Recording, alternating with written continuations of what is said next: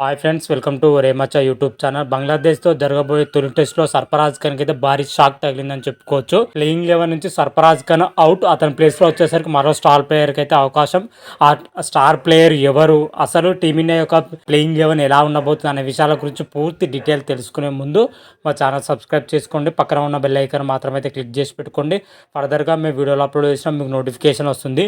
Team India Bangladesh మధ్య 2 మ్యాచ్ల test సిరీస్తో పాటు 3 మ్యాచ్ల T20 సిరీస్ అయితే జరగనున్నాయి. మొదటగా వచ్చేసరికి టెస్ట్ సిరీస్ సెప్టెంబర్ 19 నుంచి అయితే ప్రారంభం అవుతుంది. తొలి టెస్ట్ వచ్చేసరికి చెన్నై సెపాక్ వేదిక అయితే తొలి టెస్ట్ అయితే జరుగుతుంది. తొలి టెస్ట్లో వచ్చేసరికి టీమిండియా యొక్క ప్లేయింగ్ 11 ఎలా ఉంటుంది, ఏ విధంగా ఉంటుంది. రీసెంట్గానే BCCI అయితే తొలి టెస్టుకు సంబంధించి అయితే భారత్ జట్టును అయితే ప్రకటించడం జరిగింది. 15 మందితో కూడిన జట్టును. ముఖ్యంగా మిడిల్ ఆర్డర్ పొజిషన్లో సర్ఫరాజ్ ఖాన్ పక్కన పెట్టి అతని ప్లేస్లో ఒక ప్లేయర్కి అయితే ఛాయిస్ ఇవ్వాలని అయితే చూస్తుంది. సర్ఫరాజ్ ఖాన్ ఇటీవల ఇంగ్లాండ్తో జరిగిన టెస్ట్ సిరీస్లో టెస్ట్ క్రికెట్లోకి అరంగేట్రం చేయడం జరిగింది. అప్పుడు సర్ఫరాజ్ ఖాన్ ఆడిన 3 మ్యాచ్ల్లోనే 3 హాఫ్ సెంచరీలు అయితే చేయడం జరిగింది. అద్భుతమైన ఆట తీరు అయితే కనబరచడం జరిగింది. ఫర్దర్గా కూడా టీమిండియాలో చోటు లభిస్తున్నాయని అయితే అందరూ అనుకున్నారు, సర్ఫరాజ్ కూడా అనుకున్నాడు. కాకపోతే బంగ్లాదేశ్తో జరగబోయే టెస్ట్ మ్యాచ్లో వచ్చేసరికి సర్ఫరాజ్ ఖాన్ పక్కన పెట్టి అతని ప్లేస్లో వచ్చేసరికి KL రాహుల్ తీసుకురావాలని అయితే టీమిండియా మేనేజ్మెంట్ అయితే భావిస్తుంది. జట్టులోకి ఎంపిక అయినా కానీ ప్లేయింగ్ 11కి వచ్చేసరికి సర్ఫరాజ్ని పక్కన పెట్టి KL రాహుల్ అయితే తీసుకోబోతున్నారు.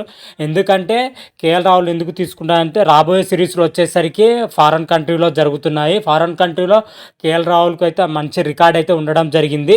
అందుకే KL రాహుల్ తీసుకుంటున్నట్లయితే తెలుస్తున్న సమాచారం.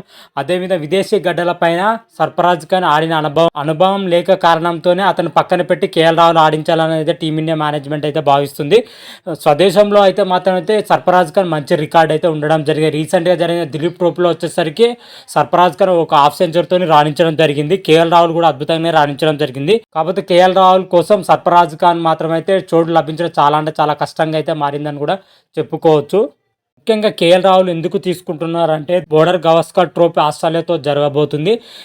ఆస్ట్రేలియాతో జరగబోయే 5 మ్యాచ్ల టెస్ట్ సిరీస్లో భాగంగానే KL రాహుల్ని అయితే తీసుకోవాలని అయితే భావిస్తుంది. ఎందుకంటే అప్పటి వరకు KL రాహుల్ టెస్టుల్లో ఇంక మరింత మెరుగైన ప్రదర్శన కనబరిచే అవకాశం ఉంటుంది. అదేవిధంగా విదేశీ పిచ్చులపైన KL రాహుల్కు మంచి రికార్డు ఉండడం జరిగింది. ముఖ్యంగా ఆస్ట్రేలియా పిచ్చులపైన KL రాహుల్కు మంచి రికార్డు ఉంది కాబట్టి అతన్ని టెస్ట్లో ఆడించాలి, టెస్ట్లో కొనసాగించాలని అయితే టీమిండియా మేనేజ్మెంట్ అయితే భావిస్తుంది. అందుకనే మన సర్ఫరాజ్ ఖాన్ అయితే మొదటి టెస్ట్ నుంచి అదేవిధంగా రెండో టెస్ట్ నుంచి అయితే పక్కన పెడుతున్నట్లయితే టీమిండియా మేనేజ్మెంట్ అయితే భావిస్తుంది.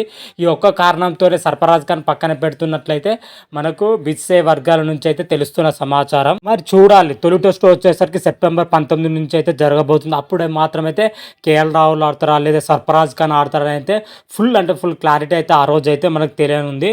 అదేవిధంగా బంగ్లాదేశ్తో జరగబోయే తొలి టెస్ట్లో వచ్చేసరికి టీమిండియా యొక్క ప్లేయింగ్ 11 మాత్రమైతే దాదాపు ఈ విధంగానే ఉండే అవకాశం అయితే కనిపిస్తుంది. దాదాపు 95% ఈ విధంగానే ఉండే అవకాశం అయితే కనిపిస్తుంది.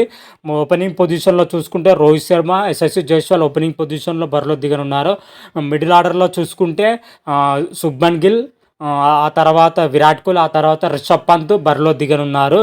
ఆ తర్వాత చూసుకుంటే KL రాహుల్, ఆ తర్వాత చూసుకుంటే స్పిన్ విభాగంలో కానీ ఆల్రౌండర్ పొజిషన్లో కానీ రవిచంద్రన్ అశ్విన్తో పాటు రవీంద్ర జడేజాతో తీసుకొని ఉన్నారు. అయితే మరొక ప్లేస్కి వచ్చేసరికి 2 ప్లేయర్లు అయితే పోటీ పడుతున్నారని చెప్పుకోవచ్చు.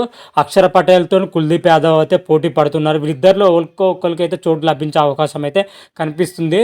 కాకపోతే ఇటీవల పర్ఫార్మెన్స్ దృష్ట్యా చూసుకుంటే మాత్రం అయితే అక్షర్ పటేల్కే చోటు లభించే అవకాశం అయితే కనిపిస్తుంది. బ్యాటింగ్తో పాటు బౌలింగ్లో కూడా రాణిస్తున్నాడు కాబట్టి అతనికే చోటు లభించే అవకాశం అయితే కనిపిస్తుంది.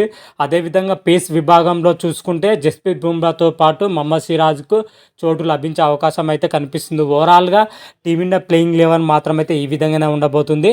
రోహిత్ శర్మ, శుభ్మన్ గిల్, యశస్వి జైస్వాల్, విరాట్ కోహ్లీ, రిషబ్ పంత్, KL రాహుల్, రవిచంద్రన్ అశ్విన్, రవీంద్ర జడేజా, అక్షర్ పటేల్ ఆర్ కుల్దీప్ యాదవ్, జస్ప్రీత్ బుమ్రా, మహమ్మద్ సిరాజ్తో కూడిన ప్లేయింగ్ 11 మాత్రం అయితే బంగ్లాదేశ్తో జరగబోయే తొలి టెస్టులో అయితే పాల్గొనే అవకాశం అయితే కనిపిస్తుంది. దాదాపు ఇదే జట్టు అయితే పాల్గొనే అవకాశం అయితే కనిపిస్తుంది. చేంజ్ చేస్తే ఒకటి మాత్రం అయితే చేంజ్ చేసే అవకాశం అయితే కనిపిస్తుంది. మిగతా అన్ని పొజిషన్లు మాత్రమైతే యథావిధిగా కొనసాగించే అవకాశం అయితే క్లియర్ కట్గా అయితే కనిపిస్తుంది.